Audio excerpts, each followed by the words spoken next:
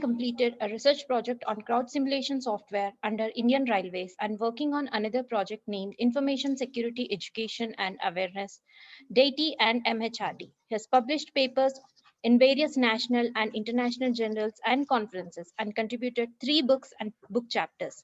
He supervised 2 PhD theses and 7 students were enrolled for PhD under his guidance. We welcome you, sir.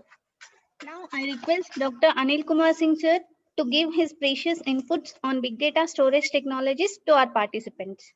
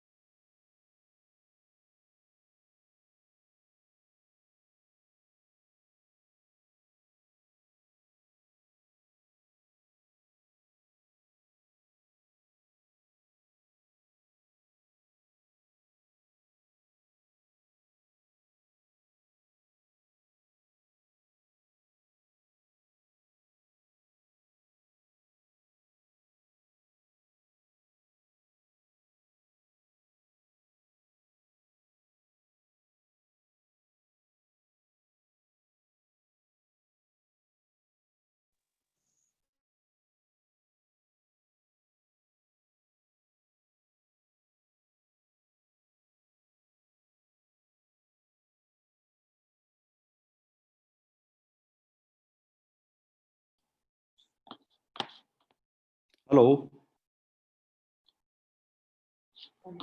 Hello, yes sir. Am I audible now? Yes sir, yes sir.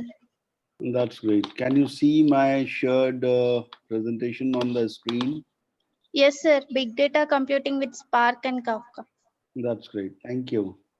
Yes. So, thanks for the introduction. It's my proud privilege to participate and present myself on big data computing, especially talking about Spark platform, followed a little bit of introduction of Kafka. Before going to these terminologies and technologies, we would recap something, right? So in the first, I think Professor Gangadharan has already talked to you regarding cloud computing and grid computing in the previous session. And all of you are faculty members must be having enough interest in this domain. So big data itself, as the name suggests, that something is big, handling that big becomes a problem, right? So how big is big? You must have understood by now. So data is important. Present day computing is driven by data, right? So I think my video is not coming. I'm switching on my video. If there is any problem with the voice and voice quality, we can switch it off later on if you wish. So just report that to me. So I was talking about. Sir, excuse me, sir. Sir, could you please go into slideshow mode, sir? I'll just wait. Yeah. This is Dr. Sharda, sir. Good afternoon, sir. Good afternoon, Dr. Sharda.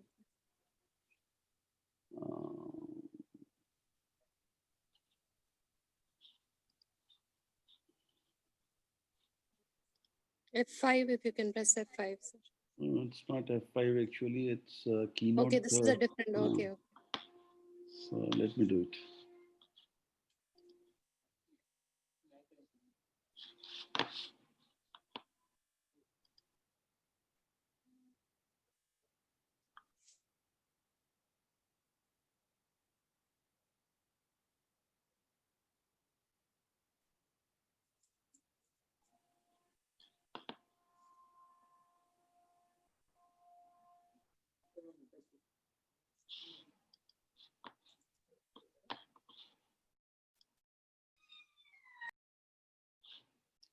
Okay, is it?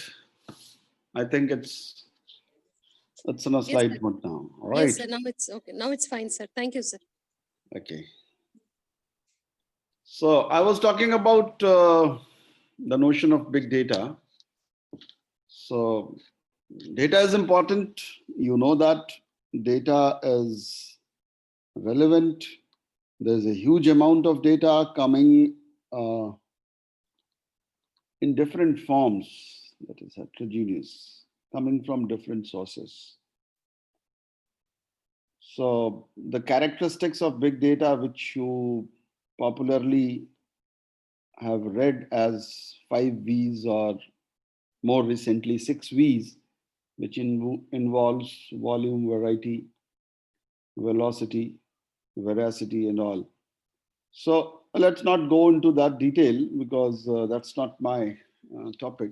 But I just want to, as a matter of recap, in order to introduce Spark and Kafka, what challenges this big data poses actually. That's how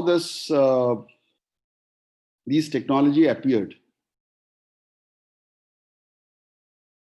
So we could not process the data which we are terming as big in the traditional way. So we need different support. It posed big challenges.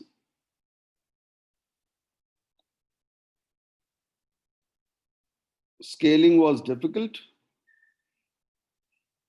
Even compute resources were challenging traditionally. But the opportunities were huge because you know that the compute is now presently data driven.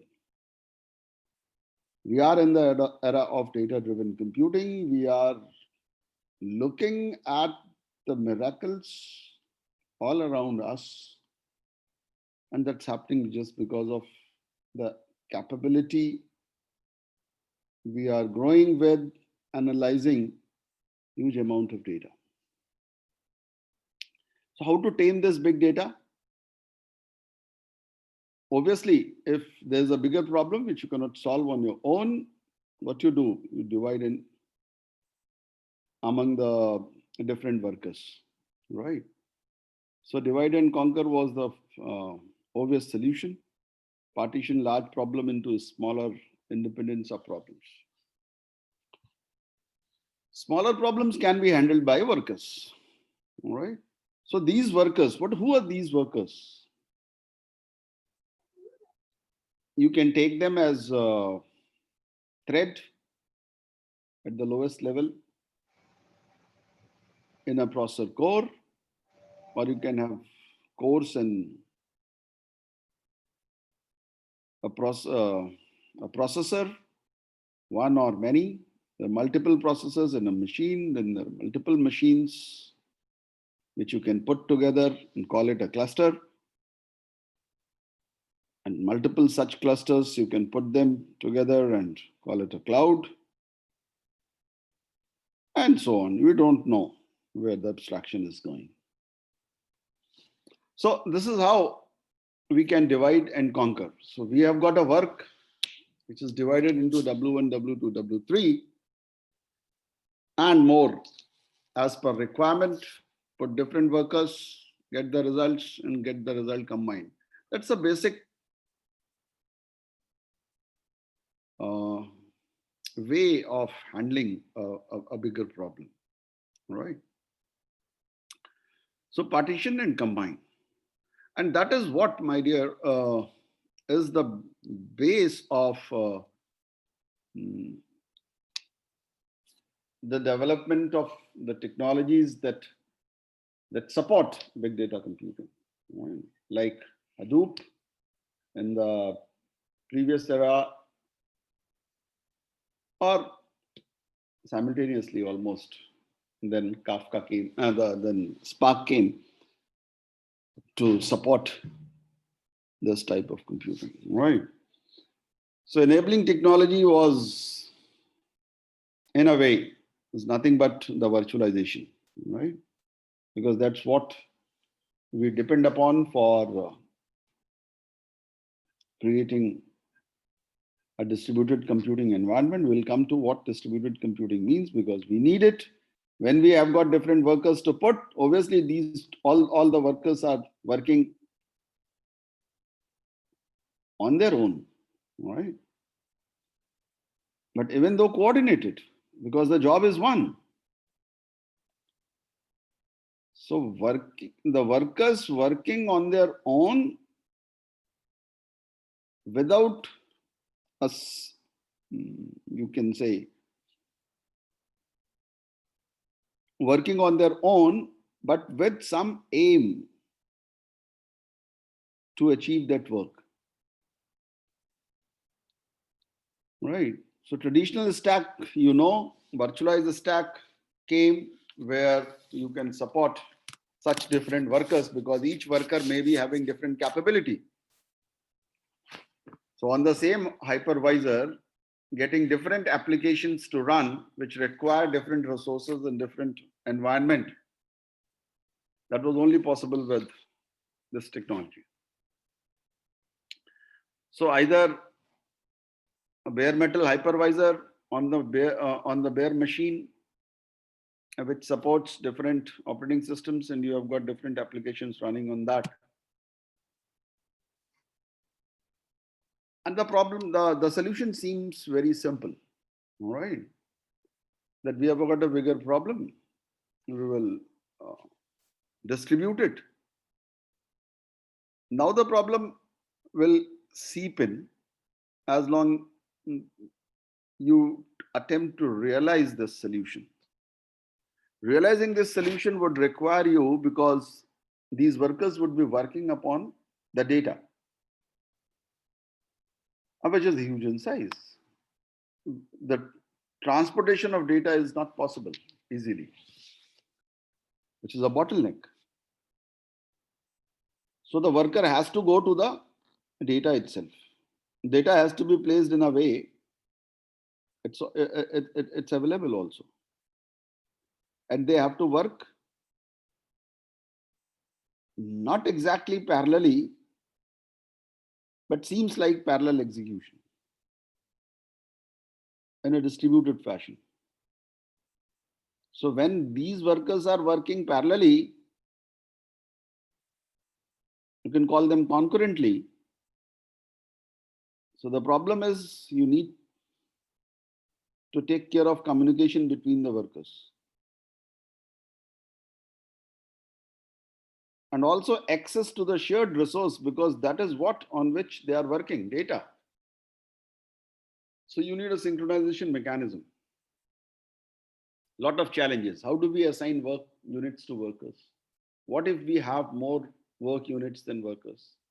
What if worker needs to share partial results? How do we aggregate partial results and so on? What if workers die? Lot of things which need to be tackled, right? So if every programmer is asked to tackle these challenges for writing a code which works parallelly and get the job done, it's too much from the programmer and it becomes very difficult. So the solution was to bring the compute to a higher level of abstraction, right? So it's all about the right level of abstraction, because you need not bother about the details, which we discussed in the last slide, that these are the challenges if the platform itself can take care of these things rather than the programmer who's developing the code, it would be good. So separating the what from how, that's what the right level of abstraction is. You need to separate the what from how. These are different things. What needs to be done and how needs to be done. One is taking you towards a procedural way of doing things, and the other is taking you towards a non-procedural way of doing things. I mean, declarative way of doing things, right? So how requires detail? What requires an abstraction level, which could be understood, right? So then the big ideas came. So you can, which will ask you to scale out, not scale up. Scale out or scale up is very common terminology right now because it is matured. Whatever hardware resource you have, you just cannot keep on adding power to that resource to make it scale up. Right? आप उसका RAM बढ़ा दीजिए, you can increase the RAM, you can increase the hard disk, you can do this, you can do that, but still beyond a certain capacity, it cannot grow that way. Right? The only possibility is that you put up a new machine, another machine of similar or different capability, and the two will work together. You further require scaling, add few more machines. You further require scaling, add few more machines. So scaling out as per the requirement. The second was move processing to the data. Place the data in somewhere in some storage, which we are going to call as a distributed storage actually. Place the data in distributed storage and take the code to the data, take the compute to the data. Don't bring data to the compute because that's not going to happen in the world of big data computing. Process data sequentially, avoid random access because IO is a problem, you know that. SICs are expensive. If you are doing it random access, need to do data seeks. Seamless scalability, lot of things, right?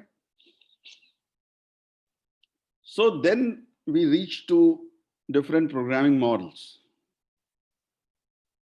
Rather than going to those programming models, just I want to stress here is the desired level of abstraction plus performance, because the more you increase abstraction, the lower would be the performance, right? You know, the machine code works fastest as compared to any high-level language code. If you go to further high-level language, that is a 4th generation language code, which still needs a compiler which can understand what you want actually, right? So before it is translated to 1001 for execution, which the machine understands actually, it goes lot of changes. So from machine level to 4th generation language, you are increasing the abstraction, decreasing the performance slightly. So it's a holy grail. Whatever we just discussed in last 5 minutes, I'm just stressing the need of higher abstraction level.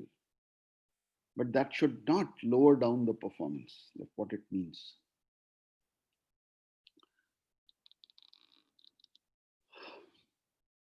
So the need was go wide and deep. So more nodes in a cluster, more compute machines. And your code must go deeper also. I mean, more cores in a node, right? Both things can be harnessed simultaneously to improve the performance, right? So big data requires, now you must have understood that big data requires, to tackle the big data, you need a distributed storage and you need a distributed computing. A file system that is distributed, right? Among the nodes, right? Which is shared as well. And you need a compute platform, a framework, which allows you to divide the work among the workers which are distributed. Right. So existing distributed computing options like cluster and grid,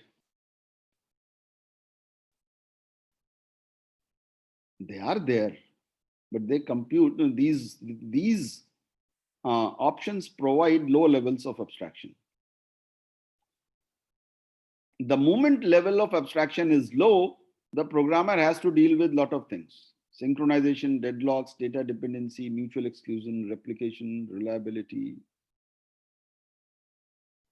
Lot of things, too much to ask. The solution is, as I said, the right level of abstraction. Then came MapReduce computing. That's a compute engine, you can say, or some call it compute framework. It's a new compute paradigm, which initially developed with Google, later on taken up by Yahoo, and came in the form of Yahoo Hadoop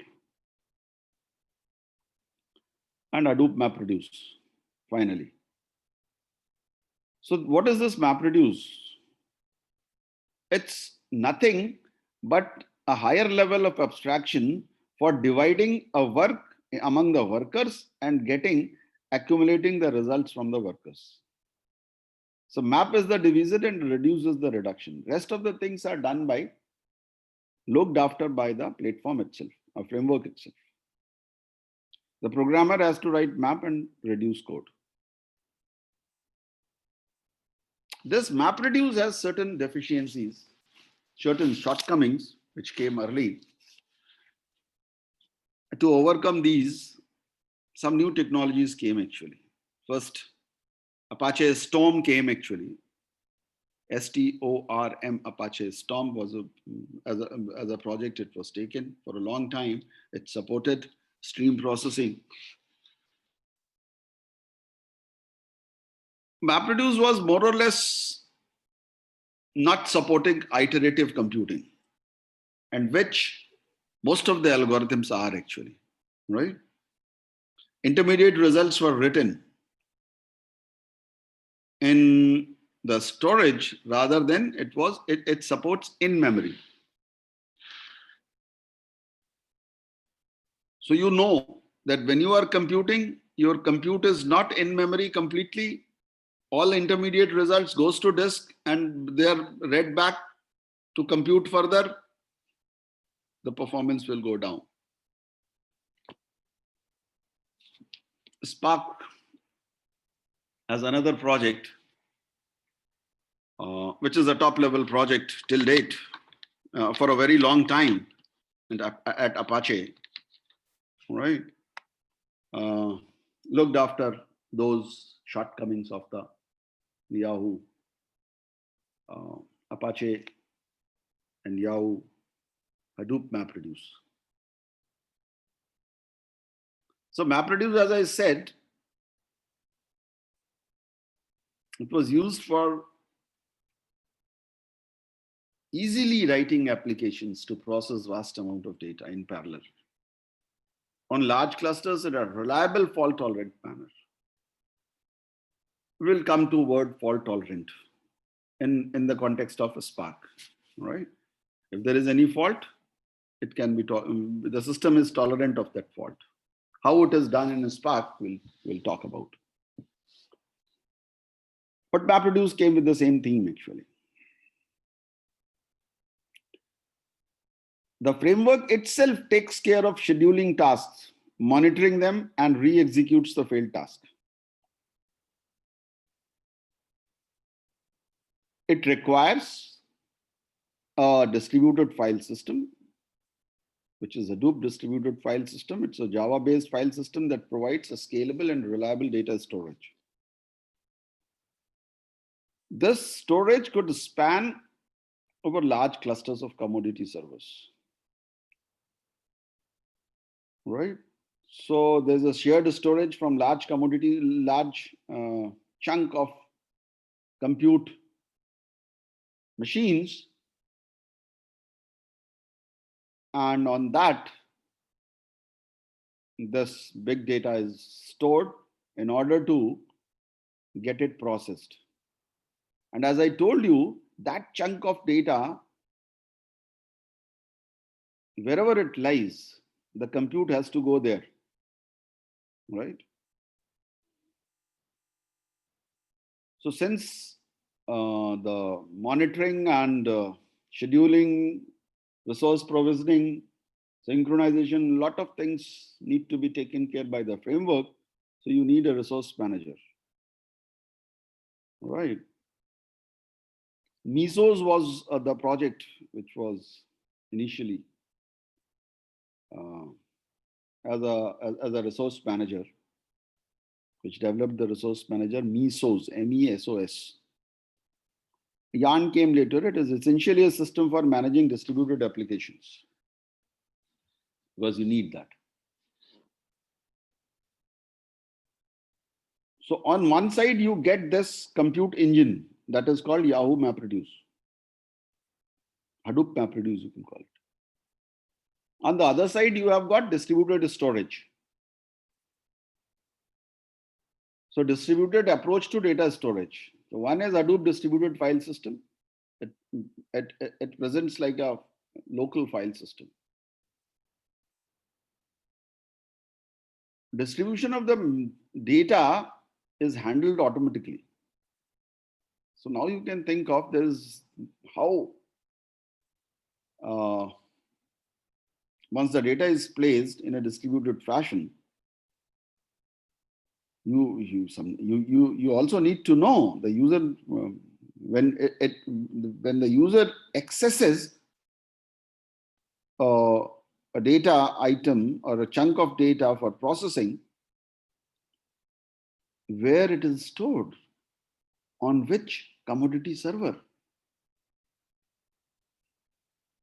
right? So you need a mechanism to address this. And if that server fails, what will happen? How the data would be processed, which was stored there? So there were answers to these questions in terms of replication of data. Each data chunk was replicated 3 times, and there's some master node or coordinating node that maintains the metadata. If the master node fails, new master node was elected among the servers and so on. A lot of solutions. On the other side, there are various other storages which developed, which are called NoSQL databases, typically store record as key value pairs, and distributed mechanics tied to record keys. Like Cassandra, let's say. It's a very popular distributed database, Cassandra, which is used for storing large volume of data and in a distributed fashion so that the Spark can process it, or even Hadoop MapReduce can process it. How does HDFS works? A large file is divided typically in chunks. You can call it chunk or block, right? 64 MB, 256 MB, somewhere in between this. Some of the systems now coming out 512 MB chain as well. Blocks are replicated k times. Typically k is greater than or equal to 3. The placement of block tries to ensure resiliency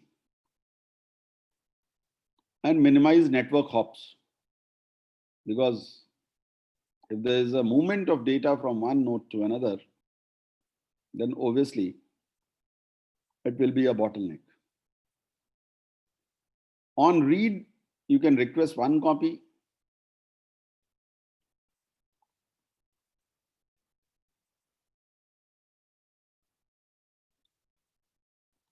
So that's typically how HDFS works. Key value stores is again, the data is stored in terms of key value pair. Data is transformed in this form actually, right? Because every data is not in the form of key value. So once it is transformed, you can store it. The chunking of data is done, which we call shredding actually in this part of the world. In key value stores, data chunking is we call data shredding. So this shredding has got actually many ways in different applications. It could be time based, it could be location based, it could be time based means as it comes, right?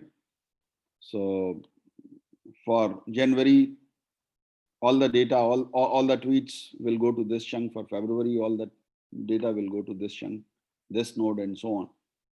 Or it could be user based, right? Or geolocation based, or in any way out. Here, typically it is key based actually, right? Keys are used to shred. All keys in a certain range go to a certain set of servers. And that is just because that when you attempt to do range queries, then they can help. So depending upon the application, the shredding needs to be done, right? So if the access is broadly based on keys, the shredding would be on keys. If the application is accessing data on some other dimension, let's say on time or on location, right? So the shredding could be different.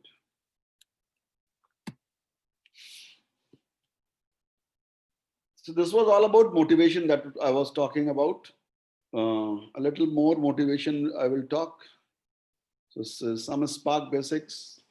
I'll talk about a little bit of Spark streaming and just a brief summary of Kafka and the integration with the Spark. So this history, I think we have talked about. It originally started with MapReduce at Google, then Yahoo took over in 2006. After Yahoo Summit, Hadoop Summit in 2008, Spark paper came in 2010, right? Because Hadoop Summit was the time when the shortcomings was quite open, right? For a very long time, Apache Spark was the top-notch project at Apache. So what this Apache Spark ecosystem is all about?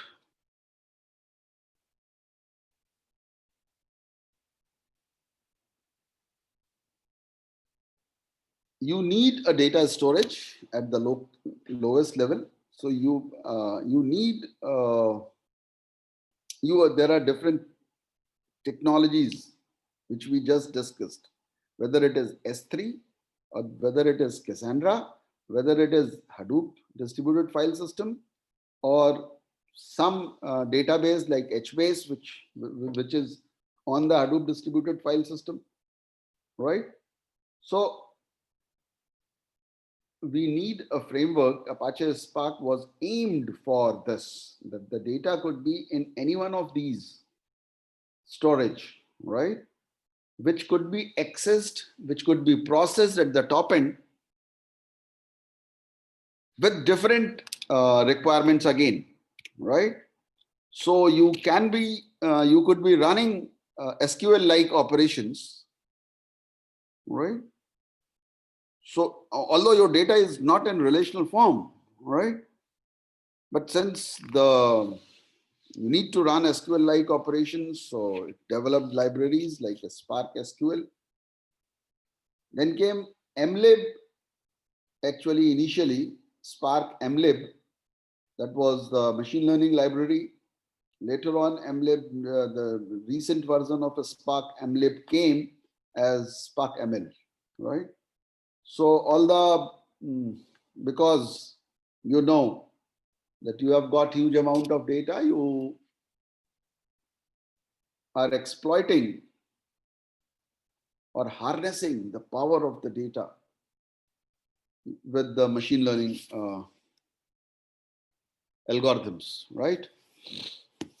And many other algorithms that are also supported with, like GraphX.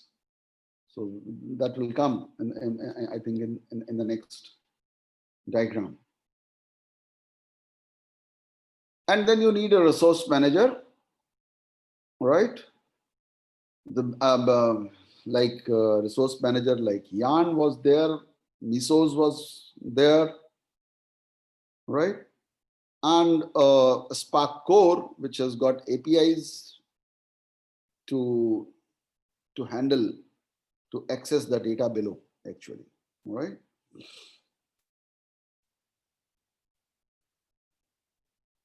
So data ingestion systems, ingestion is to get the data in, right? And data processing system, right? So that both can be handled.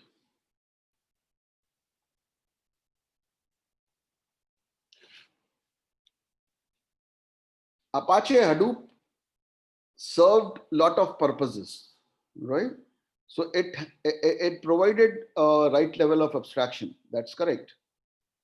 It was a solution for a lot of problems, but it lacked a unified vision actually. Because actually what happened, it only supports Java number one, right? For general batch processing, MapReduce was suitable.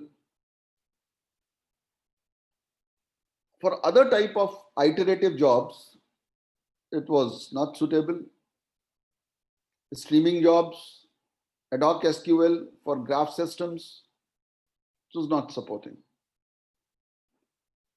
Moreover, the user needed to learn a lot of different technologies which were not integrated, which could not be integrated seamlessly actually, right? Mahout for, let's say, Mahout for recommender systems, right? Storm for, as I earlier talked about, Apache Storm, STORM, for handling the streaming, and Pig, Hive, Impala as the databases, and each had different language to tackle, right? Diversity of APIs was there, and operation costs were high. So Apache Spark actually aimed to give a unified set of libraries for all such applications which could be used, right? So it's a unified pipeline. You've got a Spark core, and on that, which could access Spark streaming, which allows you real-time processing, MLib, whose recent version is ML, right? GraphX for graph processing. And GraphX is the most recent set of APIs which is under development, right? That supports graph databases actually. Graph databases itself are very recent ones where you try to record the relationship with the objects quite explicitly, right? So it's very interesting domain of representing data as a graph and then analyzing that graph, right?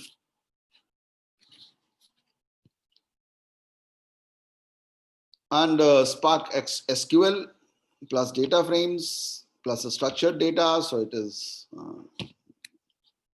you can call it a Spark data streams, right? So these, now you don't need to learn different languages or different technologies. You get all at one place. Moreover, it supports different languages as well. All right. Supports very recently new language is Scala, which is especially written for Spark. And otherwise, it supports Java to as the previous versions, and then Python and R. All right. So key ideas in Hadoop, each developer tends to invent his or her own style of work. That is what I told you. With the Spark, a serious effort to standardize around the idea that people are writing parallel code that often runs for many cycles or iterations.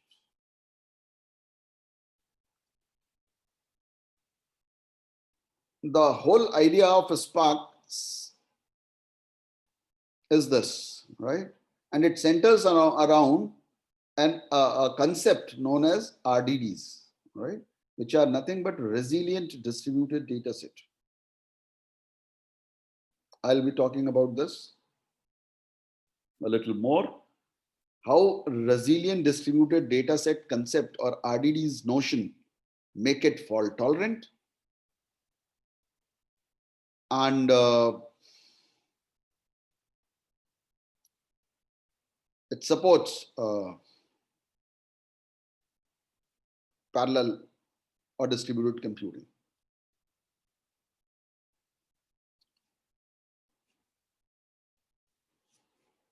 How this works in Spark, that you express your application as a graph of RDDs actually.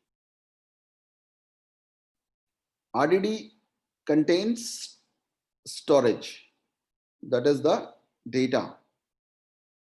So it has got data objects in one RDD. RDD is immutable actually. You can only transform an RDD into another form, right?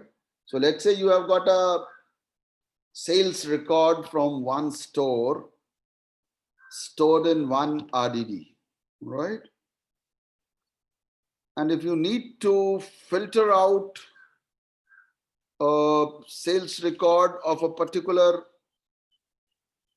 store or pertaining to a particular item, we need to deploy filter, right? So deploying a filter on this RDD will produce a new RDD. It will not change this RDD, right? So how does that new RDD came? As a processing of the previous RDD. So there is, it can be represented in the form of a graph. RDD 0 to RDD 1. RDD 1 is processed to, RDD 0 is processed to get the RDD 1.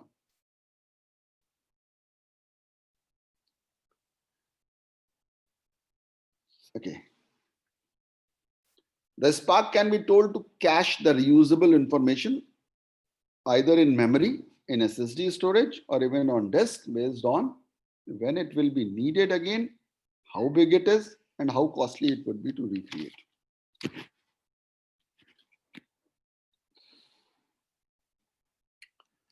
I think I have talked about motivation enough.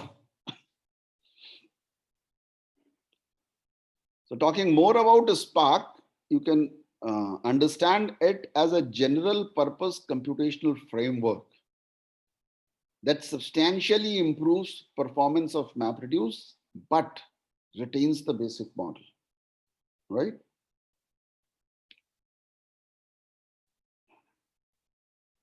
So it is a general purpose, number one. These keywords are chosen just to incorporate all the things that just we have talked about. It's not a specific purpose, it's a general purpose. It supports machine learning, streaming, graphics, this, that. And it's a computational framework. It's an engine like MapReduce, right? It's an execution engine. It improves performance. How does it improve performance? I'll tell you. With the help of using RDDs and doing lazy evaluation. Lazy evaluation is a term which is associated with Spark. It improves performance, but retains the basic model of a storage, distributed storage and distributed computing. It supports memory-based data processing framework, right? So it is in-memory processing actually. It avoids costly IO by keeping intermediate results in memory. अब क्या है कि HDFS was distributed storage. If MapReduce is doing some compute on some data, right? In iteration 1, something is produced which is written back to HDFS and then it is fetched back for iteration 2. That's time consuming. Whereas it supports in-memory based computation. It remembers operations applied to a data set. And this happens just because of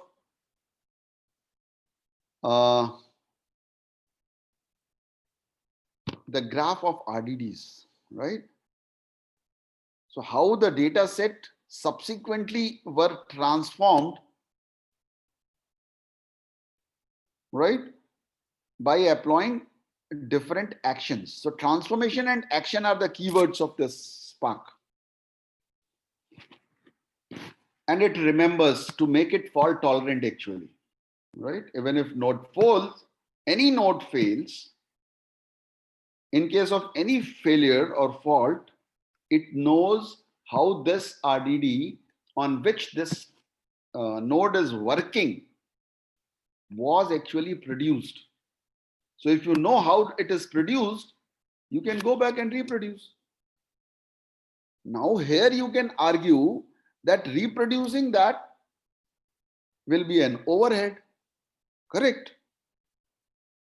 But it is smart enough to reproduce that RDD, not starting from the beginning, but just the redo of the operations that are required to produce that RDD. That's only. Okay, well, that's the internal details of implementation. We will not go into that. Just remember that Spark remembers operations that are applied to data set, right? And this graph of RDD, which I am calling, is basically nothing but lineage graph, right? We call it lineage graph actually. That is another terminology used with Spark. It's data locality based computation. It is best for both iterative and batch workloads.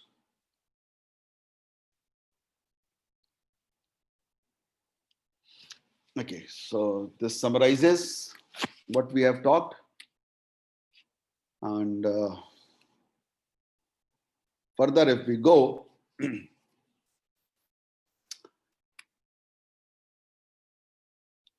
simplicity, generality, performance, and fault tolerance, right? Keep these things in mind, because whatever tools are developed, they were to tackle these things, right? Rich APIs that supports Scala, Java, Python, and R as well. Generality, APIs for different types of workloads. It supports batch, streaming, machine learning, graph processing, SQL type operations with the Spark SQL, in-memory processing, and fault tolerance.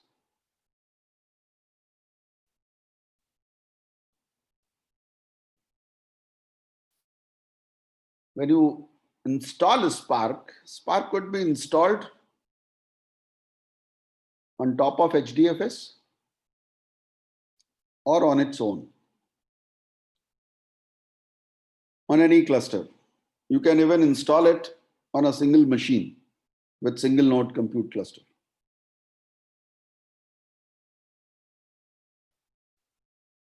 and you can get these Spark shell, right, which takes Spark commands or Spark APIs.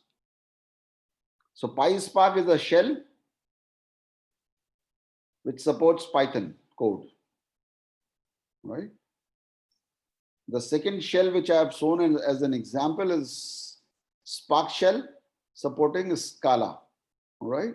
So you can initiate a Spark shell that takes Scala language commands, or PySpark that takes Python language commands.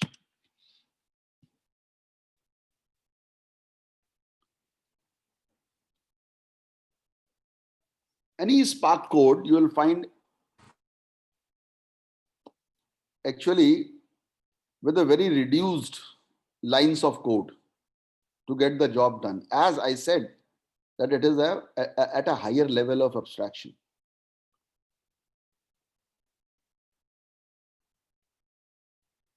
You will find the traditional or much talked about word count application for a given text file using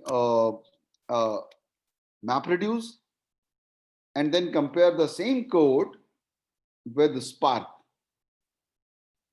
So MapReduce code for word count on a large text file is nearly 100 lines of code, right? On the contrary, on a Spark, you will find hardly it is 4 lines of code.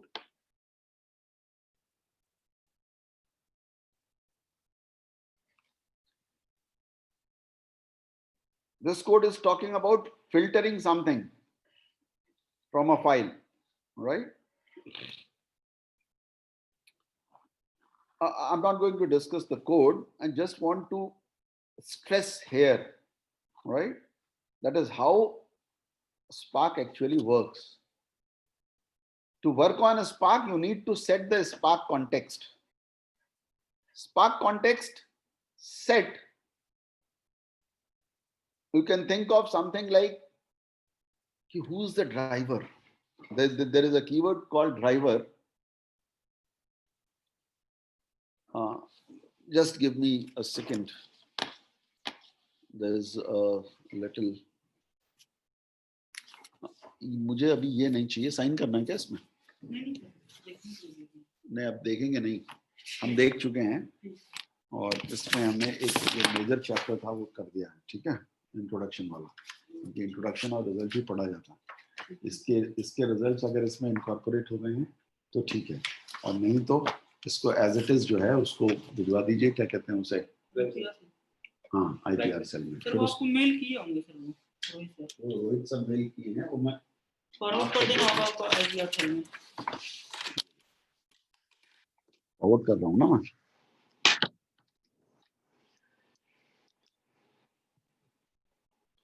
मेरा एक lecture चल रहा है spark का, आज कितना है, 14, ठीक है सर। वो मेल आपको फॉरवर्ड करनी चाहिए, अरे ये एप्लीकेशन प्रिंट आउट ले ली ना हमने, एक ही बात है, एप्लीकेशन दे देंगे, बाकी होगा तो अच्छा, उसमें सॉफ्ट कॉपी भी जानी है उसके थ्रू, आपको बस उनको IPR फॉरवर्ड कर देंगे मेल को, ले लेंगे। अब तो 3:30 के बाद ही होगी, नहीं बस फॉरवर्ड कर दिया, आप फॉरवर्ड कर दीजिए, हम लोग हार्ड कॉपी दे देंगे, आप फॉरवर्ड कर दीजिए। Okay, well, I'm sorry. So for executing a Spark code, you need to set a Spark context. How many workers would be there? Here the workers are called executors actually. And the one who controls, or you can say makes coordination or synchronization and all other things among the workers is called a driver node, right? Or like a master node in or name node in Hadoop. We have got a driver node and executor node. So a driver node and an executor node, and about the data, this is all about Spark context setting, right? So, and then once it is set, the data is in RDD, you deploy as per the processing needed, right? You do transformation of the input, the initial RDD, and generate a graph by which the RDD is transforming as it is being processed. Okay. When it is being transformed, it means certain actions are happening on that. All right. So it is Spark context, a notion of RDD, then the transformations of RDD, and the actions that are performed on the RDD.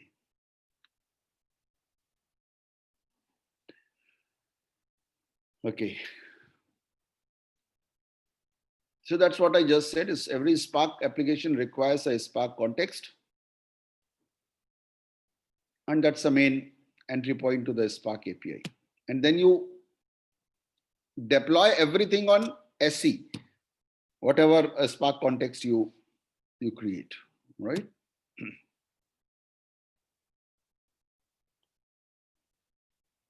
So Spark context involves a driver program, a worker nodes, a set list of worker nodes, as I said, right?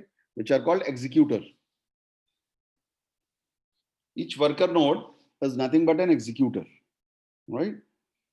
And since the worker nodes are the nodes of a cluster, there is a cluster manager in between.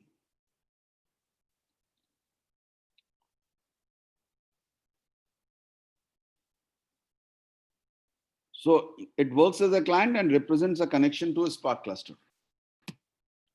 And it basically holds information of the desired configuration, right? For getting this job done.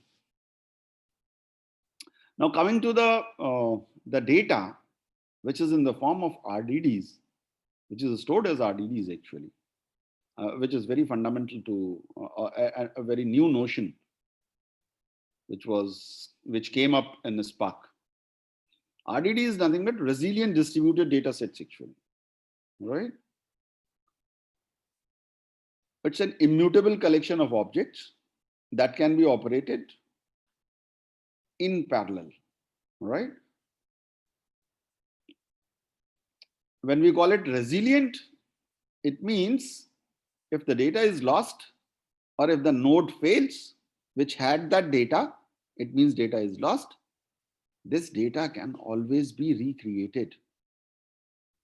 So you can always recover from node failures. As I just told you, that RDD keeps its lineage information. This particular RD was produced from this RD by doing this transformation. This information is recorded actually. And if any RDD is lost, it can be recreated from the parent, doing the same transformation. It is distributed. Each RDD is composed of one or more partitions, which is typically on different nodes. Initial data set can come from a file or it can be created, right?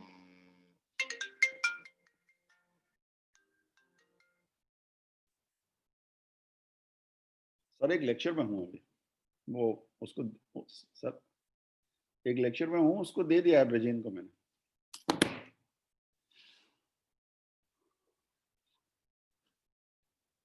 Right, so you have got RDD1 and RDD2, which is displayed here, just in order to bring a good understanding of distributed nature of RDD.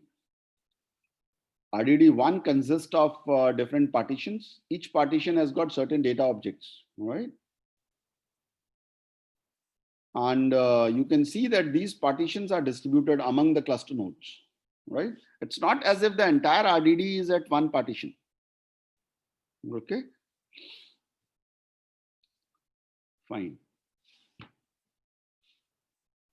So much like in Hadoop MapReduce, each RDD is associated to partitions, that is their input. RDD's operations are designed to offer parallelism, right? Huge parallelism can be obtained because you can see that when one RDD goes for transformation, so partition 1 is on node 5 and partition 2 is on node 1. Both of them be working together, and RDD1 could be transformed to RDD11 or RDD3 by doing the actions.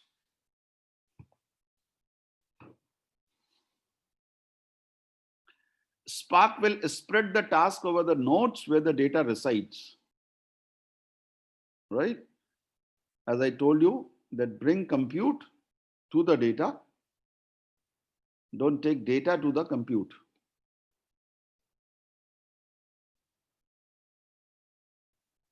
If some component is slow, Spark simply kills that task and launches a substitute to improve the performance. So as I said, that to store the lineage of each RDD, right? These RDDs are organized into a DAG. So that is one-way graph, that is directed acyclic graph, which doesn't have any cycles, showing how data flows actually. These RDDs can be saved and reused or recomputed as it is.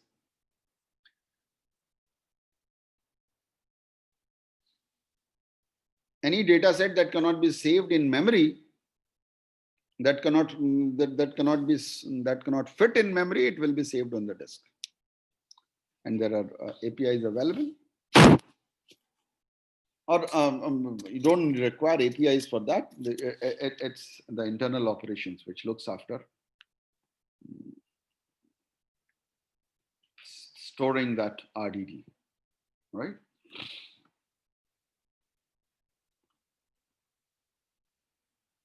Apart from map and reduce, it also supports operations like filter, group by, join. That is why it has got wide applications support, right? Whereas on MapReduce platform, you only has map and reduce. You don't have group by, you don't have join, you don't have filter.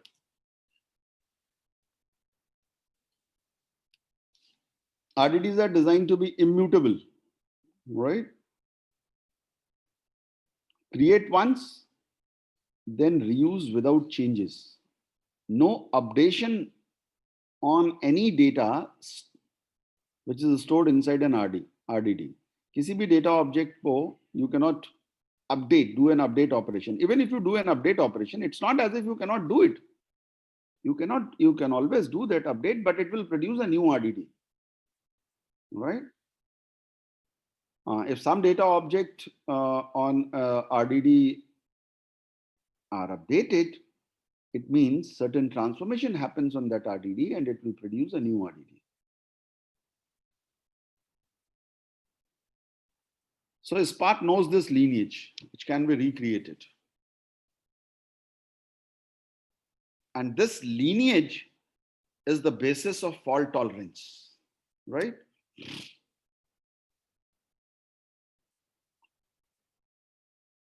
This is just to illustrate transformations, right? There's a base RDD, you do a transformation, you get a new RDD.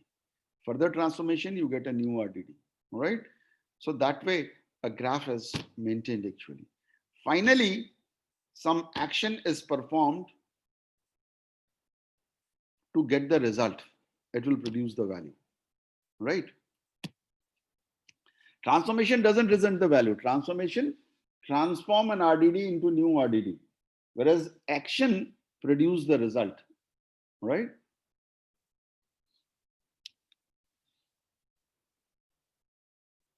So map, filter, group by key, sort by key, these are all transformations that happen.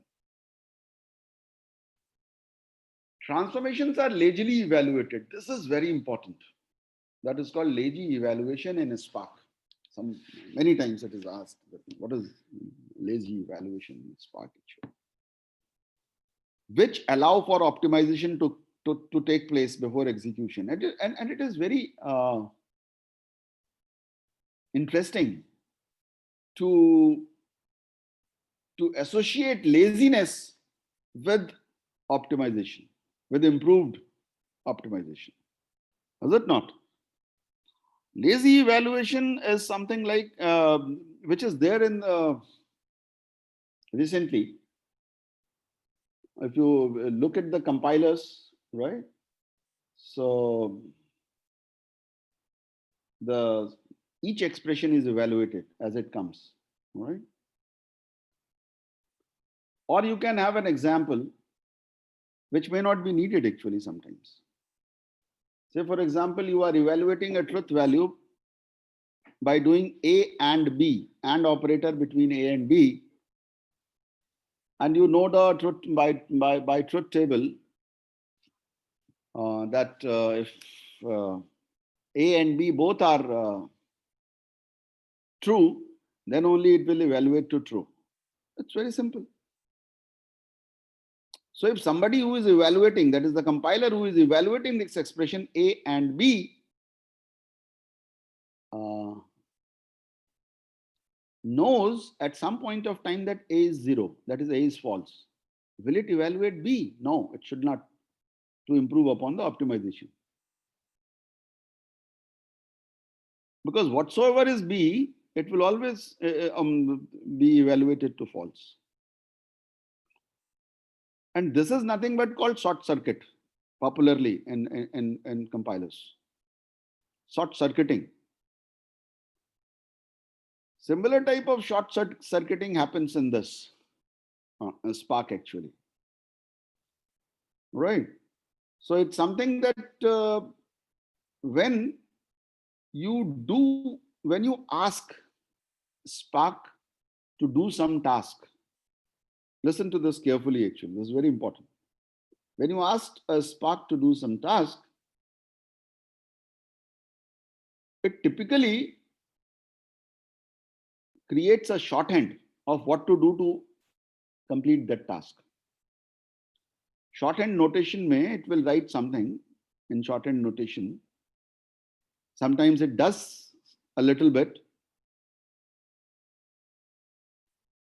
And then that just sits.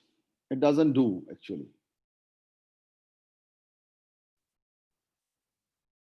And it knows what to do and how to do. That it has done. The later on, at the time when you deploy action, so during transformation it doesn't do, but when you deploy action, then it actually do. So by being lazy, it reduces the resource utilization and computation. You can take an example in your home. You are given a job and immediately jump to do that job. Finally, the job is done fine. That's a great thing. The other person doesn't immediately jumps to the job. He simply makes a mind how to do this quickly. How to do this quickly. And arranges for that. And later on, both the person are told, okay, it's not needed now. It is done. So the exercise done by person 1 becomes futile. And person 2 saves time, effort, resource by being lazy actually. Another example you can take, that your senior boss often asks you a lot of data to process, right? So you process this data and you keep on processing, sorting, arranging, filtering, and keep that data ready for access. Finally, he asked for, get me the 2 students who failed in this examination. Although you are ready with the answer, who's the topper of the class and all, not many filtering you have done. But that is not needed actually. Right. So the action is the students who have failed in the examination. So you can deploy a filter as an action on the desired RDD as and when asked to produce, right? So you do less work by being lazy. That how astonishingly it attempts to optimize. Anyway, let's move further.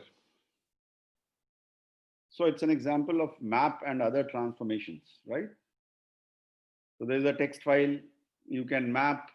So it is map operation, right? And map operation is each line, when the API is being called, line to uppercase. So each line is made uppercase. So this is another RDD which is being produced actually, right? So it is RDD 0 produces RDD 1. Then further it produces RDD 2, right? So line start with R, so it is a filter. You need a filter transformation which you apply over here. So later on, you can work on, you can ask for some action on this. So common actions are count, take, n, that is the return an array of the first n elements. These are the common actions actually that happens. Collect, save as text file, or even some other type of actions, right? Like mathematical operations could be there. Get me the max, right? And this is what I explained, lazy execution of RDDs. Data in RDDs is not processed until an action is performed, right? So I have given sufficient examples, so we can skip this as because this is, in fact, animation that is being produced to show you that a lot of work can be saved for intermediate transformations until and unless you know the desired action that is going to be performed on which RDD, right?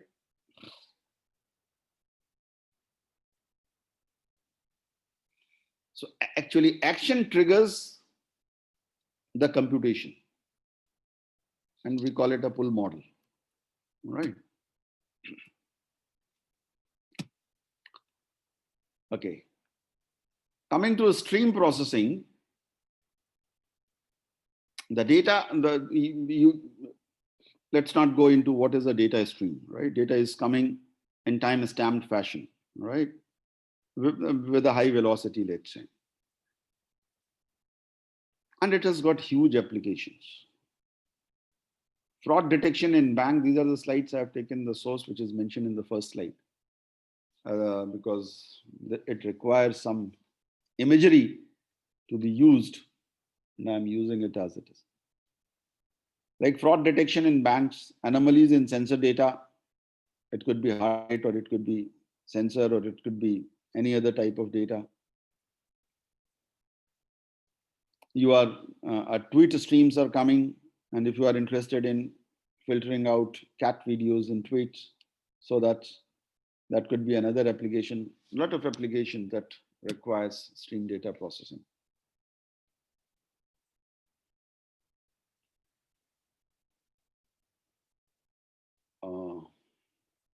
Raw data streams coming to distributed processing system, giving you process data. Scales to 100 of nodes, achieves low latency, efficiently recover from failures. And it integrates with batch and interactive processing, that is Spark streaming actually.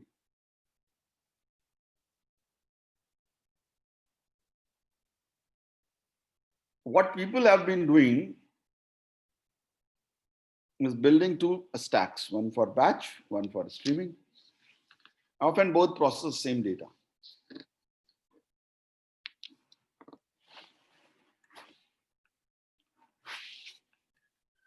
Existing frameworks cannot do both actually. They either do a stream processing of hundreds of MBs with low latency, or they can do a batch processing with terabytes of data with high latency. With terabytes of data, high latency इसलिए हो जाएगा because it is limited to IO capacity, read-write capacity of the disk, on where you have HDFS configured. And it was extremely painful to maintain these two different stacks because each stack is a different programming model. Maintaining two different stacks doubles implementation effort, it doubles operational effort. So it requires an integration of the two.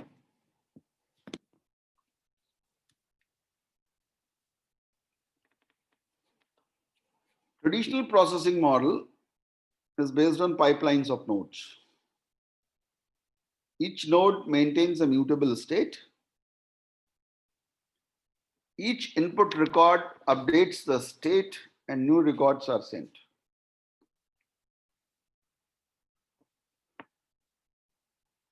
And if the node fails, that mutable state is lost.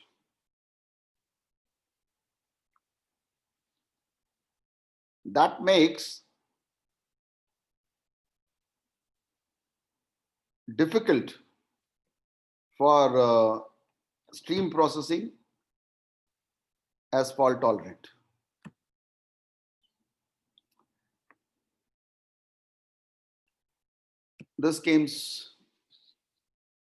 Then came the Spark streaming as a solution. It receives data streams from input sources, process them in a cluster, and push out to databases. Or it could be application dashboards. This is scalable, fault tolerant, and the latencies are low, right? So the stream could be coming from anywhere. The data is stored in HDFS, or the data coming from Twitter, or the data coming from Flume, Kafka. So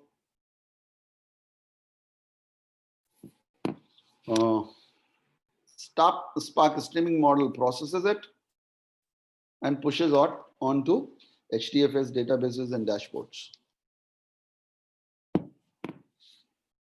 How does it work? Chop up data streams into batches of few seconds. Spark treats each batch of data as RDDs now and process them using RDD operations. And the process results are pushed out in batches. So data streams are received by the receivers. अभी हमने क्या देखा था? Drivers and executors.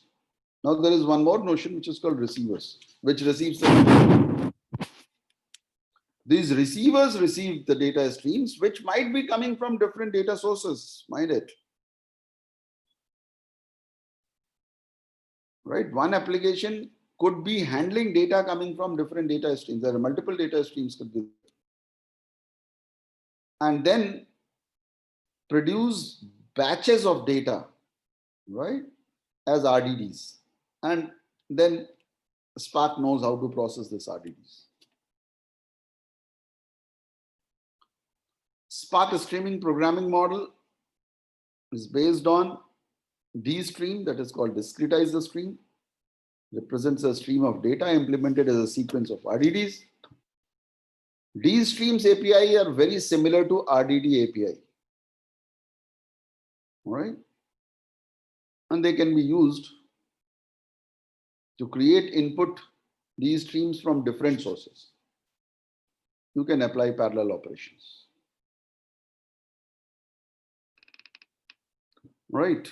So there's a streaming context which is being set as SSC.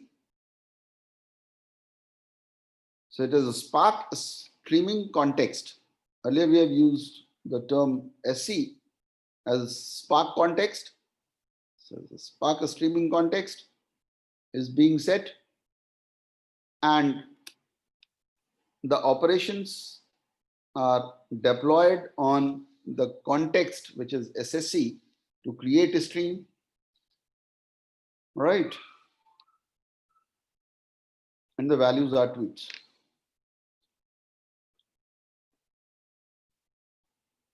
So Twitter streaming API gives you tweets, batches of tweets, which are streamed as DStreamed and stored in memory as RDDs for further processing. Now, once it is available, you can do, the transformations can be applied on RDDs in order to give hashtags DStreams further. That is, the new RDDs are created for every batch as per the transformed DStreams, right? So you can see the second statement talks about get tag status, right? Applied on tweets which were produced, which are the RDDs in the produced before, all right? So on tweet DStreams actually. So tweets DStream, which is in the middle, is transformed with flat map, right? In order to get a new set of RDDs with hashtags, right? So you can call them hashtags DStreams. And likewise, the processing can be made, and they can be saved or they can be deployed with certain action which are available. For saving, you can use again APIs and define the source, like save as Hadoop files. You can define the source, HDFS, and so on.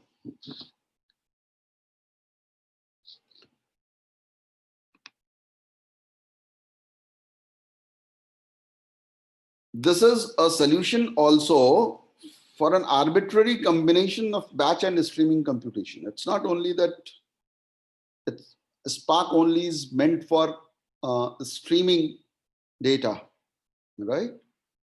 Supports for batch computation as well, and a mix of the jobs, right? So it can be an arbitrary combination of batch and streaming computation. So you can intermix RDD and DStream operations. The example is join incoming tweets with a spam HDFS filter file to filter out bad tweets. HDFS may you have already written some data which talks about spam tweets, and you are deploying, you are processing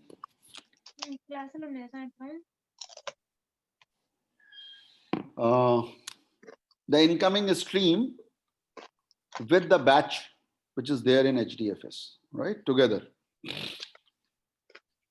So DStreams plus RDDs gives you the power actually in order to process. I've already talked about advantage of an unified stack, right? Is to explore data interactively to identify problems. Use same code in Spark for processing large logs. Similar code in Spark streaming for real-time processing. Fault tolerance is primarily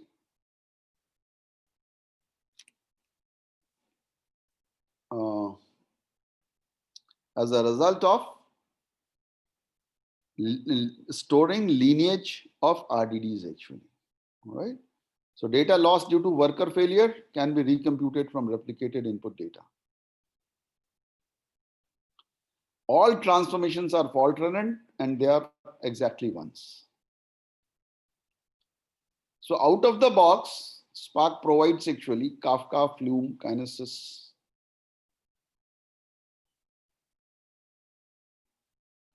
and traditional raw TCP sockets, HDFS, etc.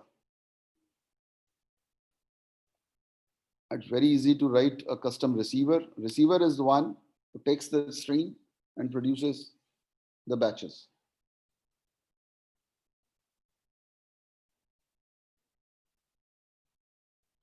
You can define what to when receiver is started and is stopped. Also generate your own sequence of RDDs and push them in the streams. After this processing, you know the output sinks. It can be saved as onto the storage. And the storage technologies we have already spoken about, HDFS, S3, Cassandra, right? So when you are storing on Cassandra, you can have an interface like a Spark Cassandra connector, right? Or it's not yet connected to HBase, but if HBase is on top of HDFS, and this Spark is implemented on HDFS, then automatically you get this integration. Else, if a Spark is working on its own, then you need, which is going to come soon actually. Or you can push data anywhere else also. You can push it onto some server. Finally, few minutes I'll take to talk about Apache Kafka. Till now we were talking about stream processing, right? Stream is nothing but a data stream actually.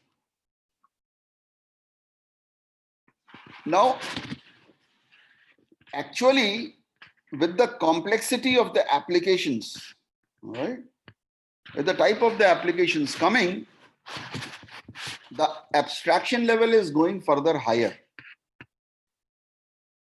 Again, it's all about abstraction. I'm all the time talking about abstraction. As Nutt says, that as a computer professional, you need to travel multiple levels of abstraction simultaneously. And if you are good at it, you are a good professional. So rather than now limiting yourself to concentrate on data streams, Apache Kafka now talks about an event streaming, right? So what is event streaming actually? Event streaming is the digital equivalent of the human body's central nervous system. It is the technological foundation for the always on. We need devices which are always on, right? World where businesses are increasingly software defined and automated. The user of software is what? Whom? Another software. Software is used by another software. So technically speaking, event streaming is the practice of capturing data in real time from event sources. And these event sources could be databases. These event sources could be sensors, mobile devices, cloud services, software applications. Means software itself is as an event. In the form of streams of events, right? So now you are getting streams of events rather than streams of data.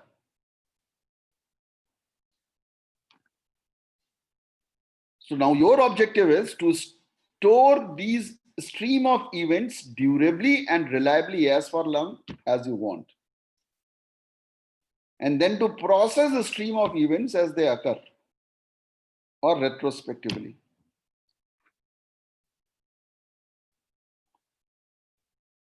And routing the event streams to a different destination as required.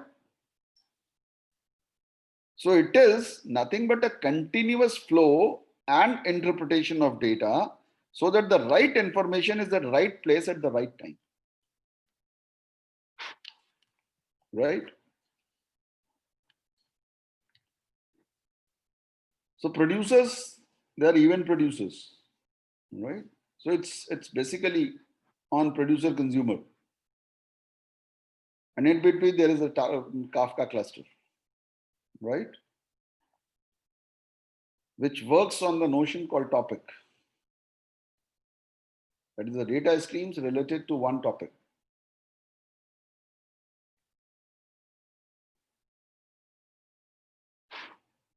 Now think of a situation that there are various events streams coming in, and there are various consumers who are consuming this data from the event streams, event stream data they need to process. You need someone in between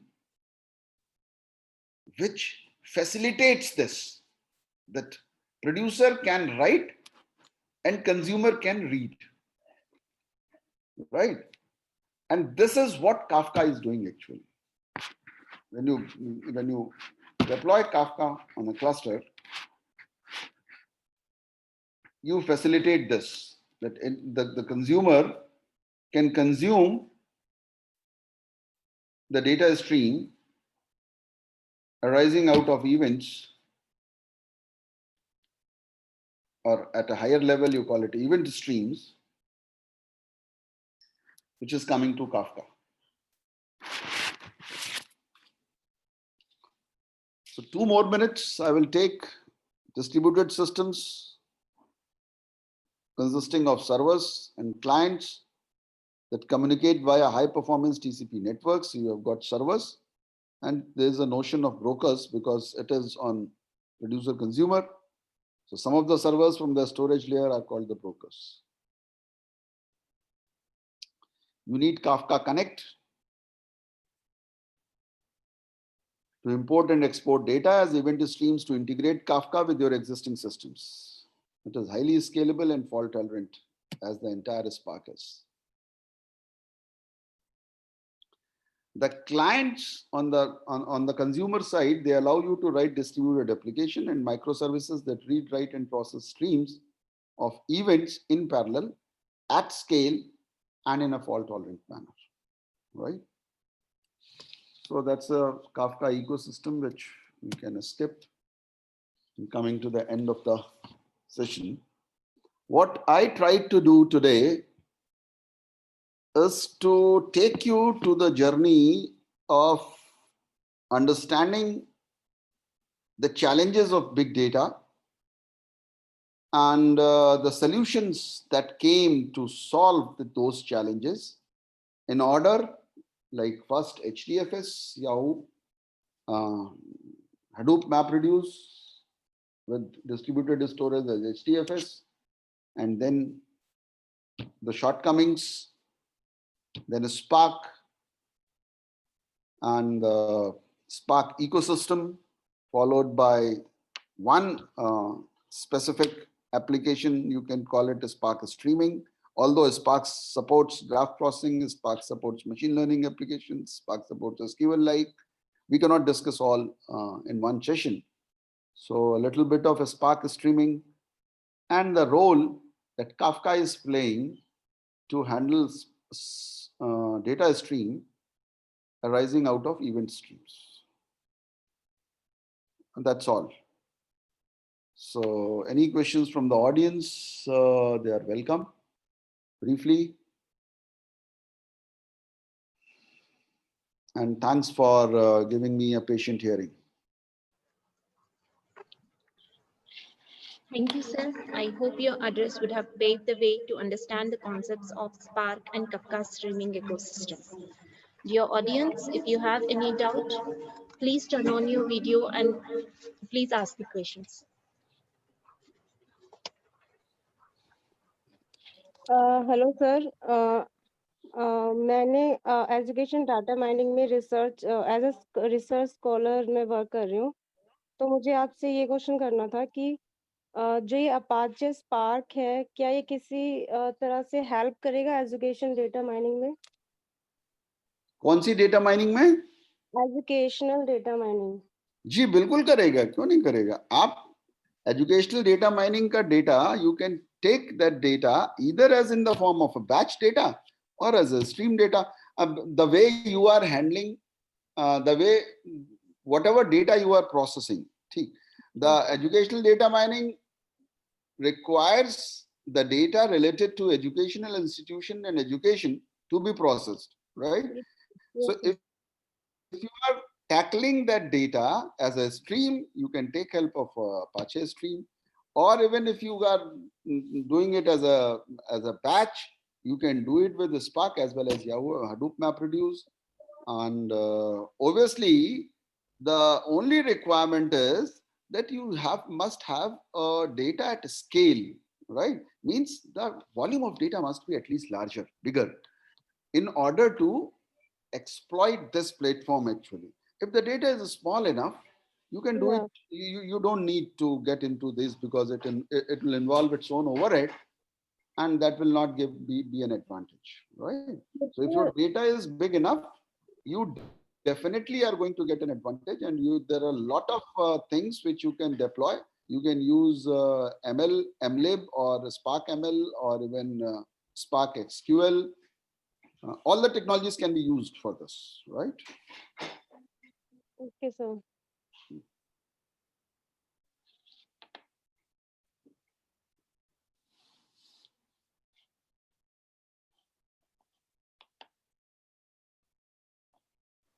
Good afternoon, sir. Good afternoon, dear. Sir, I'm from Tamil Nadu. Actually, thinking about the Hadoop is there, sir. That is also one of the tool for data mining. So, is there any idea about this Hadoop, sir?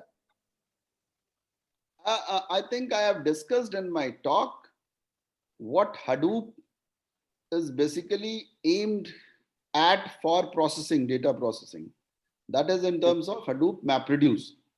Yes, sir. Yes, sir. MapReduce as a compute paradigm relieves the programmer or the developer from the details of the code that needs to be written actually. So you can write mapper code and you can write reducer code, and the rest of the things would be managed by the platform itself, the framework itself, right? Which is called Hadoop MapReduce Compute Yes, sir. Platform. Okay, It allows you to store your data in a distributed fashion. It also allows you to do the computing in a distributed fashion on a group of machines. You can configure it as a cluster, right? Yes, sir. Yes, sir. Okay. And Okay. Hadoop installation is very easy. Even Spark installation is also easy. You can do it in 2-3 days if you are creating your own cluster from scratch, right? And if you are good at it, you can do it in 1 day. Okay, sir. Okay, sir. Sir, good afternoon, sir. This is Shweta Koduri from MRSET, sir, Mallardi College of Engineering and Technology. And I have a question, sir. Here, what are the sources that we can take for Spark, sir? What are the data sources that we can depend on? It depends on the application, Shweta, because if you are doing, let's say, fraud detection, so the data must be coming from transactional data related to financial transaction, obviously. If you are doing something like recommender system, then the data must be coming from users experience and the items profile or item details, so that whether the item could be news or blog or whatever it is, even it could be a simple e-commerce platform item. So if you need to build an e-commerce application, the data would be different. If you need to build a fraud detection application, the data would be different. They would be coming from different sources, right? To begin with, you have got different data repositories available on the net. I think UC Irvine has a very strong repository available for the researchers. UC Irvine, you can look at UCI ML Lab repository, or you can resort to Kaggle also. It has also good KD Nuggets also has got the data repositories available to initially to work upon with. Okay, sir. Okay. Another question, sir. How can we reduce the number of transformations, sir? Data transformations in the Spark. Number of data transformations. That actually that's on the programmer's shoulder, right? So if you are those data transformation are procedural in nature, right? So you are it's your responsibility to think of the processing in a way so that you do less transformation. Say for example, you need to get the person with the maximum salary in the department, in the institution, right? And if you transform the employees' data to just first to filter out department wise, and then do designation wise, right? Okay. And then find the person with the maximum salary, obviously from some department or even director itself, right? So rather than, you can skip all those previous transformation which were irrelevant actually, right? Okay.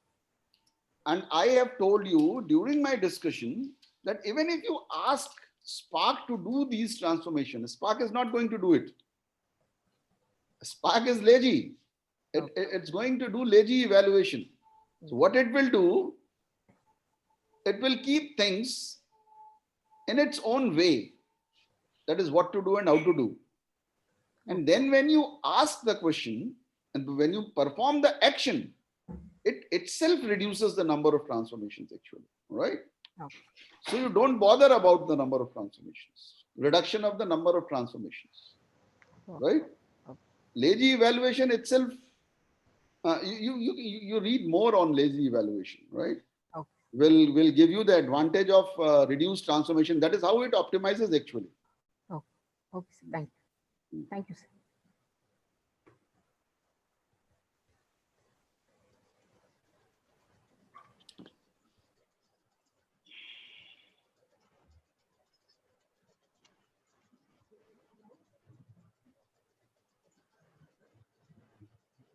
We'd like to hear your lectures in the future too, sir. Thank you so much.